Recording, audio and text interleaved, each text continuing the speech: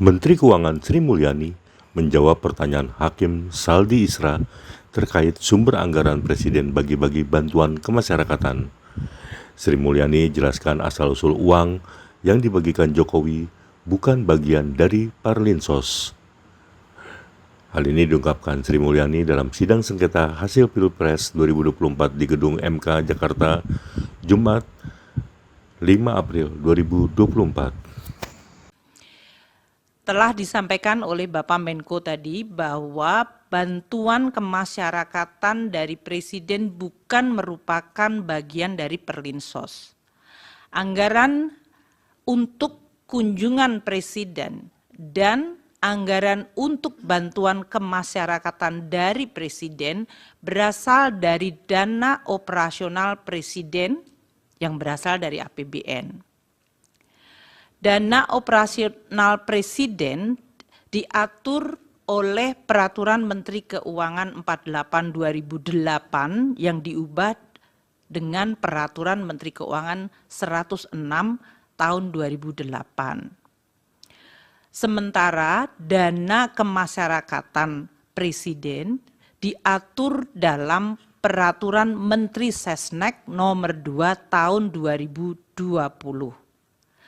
Kegiatan yang bisa dicakup di dalam dana kemasyarakatan oleh Presiden dan Wakil Presiden dalam hal ini adalah kegiatan keagamaan, pendidikan, sosial, ekonomi, kebudayaan, kepemudaan, pemberdayaan perempuan, keolahragaan, dan kegiatan lain atas perintah Presiden atau Wakil Presiden. Dan bantuan ini bisa diberikan dalam bentuk barang maupun uang. Untuk ilustrasi, tahun 2019 dana operasi Presiden, ini adalah 110 miliar anggaran, realisasinya 57,2 miliar atau 52%. Tahun 2020, alokasi anggaran 116,2 miliar, realisasi 77,9 miliar atau 67%. Tahun 2021, 119,7 miliar, realisasinya 102,4 atau 86%. Tahun 2022, alokasi anggaran 160,9 miliar, realisasi 138,3 miliar atau 86%. Tahun 2023, alokasi anggaran 156,5 miliar, realisasinya 127,8 atau 82%. Dan tahun 2024 ini alokasi anggaran untuk dana operasi Presiden dan bantuan kemasyarakatan 138,3 miliar.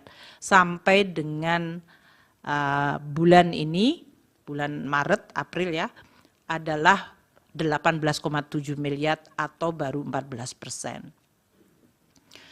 Yang mulia Bapak Arsul Sani tadi menanyakan mengapa di dalam Undang-Undang APBN 2024 tidak terdapat pasal 27 seperti yang ada di dalam Undang-Undang APBN 2023.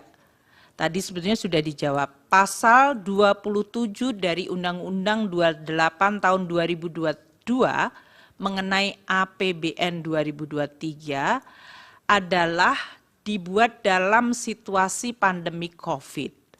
Pada saat itu pemerintah bersama dengan BPJS harus bekerja sama untuk penanganan permasalahan kesehatan dan masalah sosial terutama untuk tenaga kesehatan.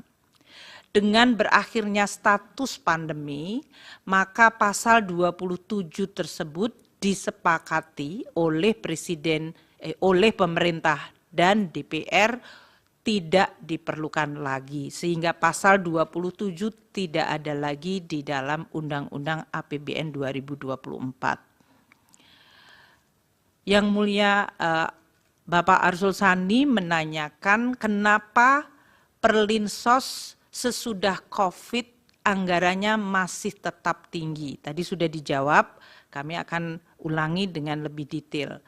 Kenaikan dari anggaran Perlinsos periode 2022 hingga 2024 terutama akibat kenaikan dari harga minyak bumi, perubahan kurs, dan volume dari subsidi.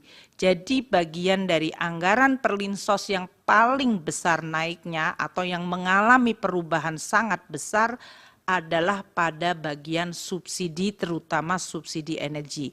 Namun subsidi pupuk juga tahun 2024 ini meningkat cukup besar.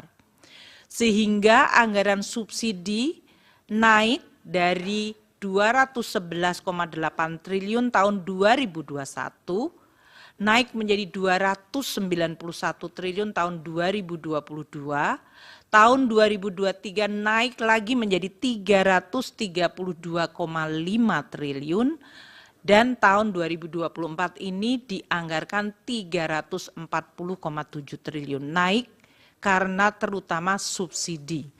Sementara anggaran Perlinsos dari kementerian lembaga yang lain serta dari Kemensos relatif tidak berubah. Perubahannya seperti yang tadi telah saya sampaikan pada pidato pembuka, yaitu untuk Kemendikbud karena ada unit cost pada pendidikan menengah, dan kemudian di Kemensos karena menambah untuk aktivitas lansia dan disabel.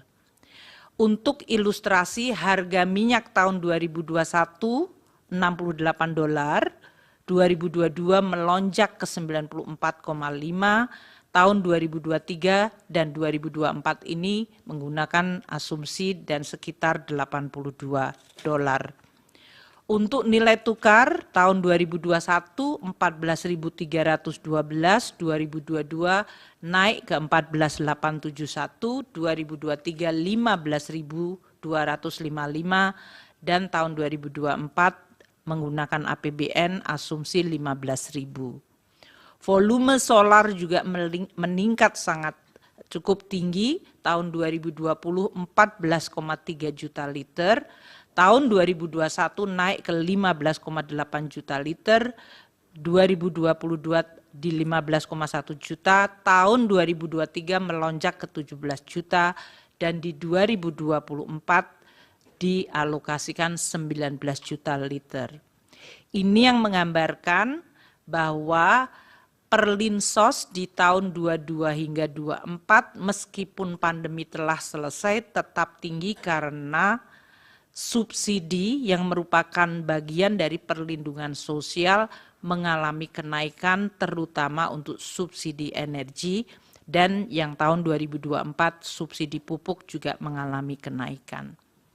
Mungkin demikian Yang Mulia Ketua dan Hakim Mahkamah Konstitusi dari berbagai pertanyaan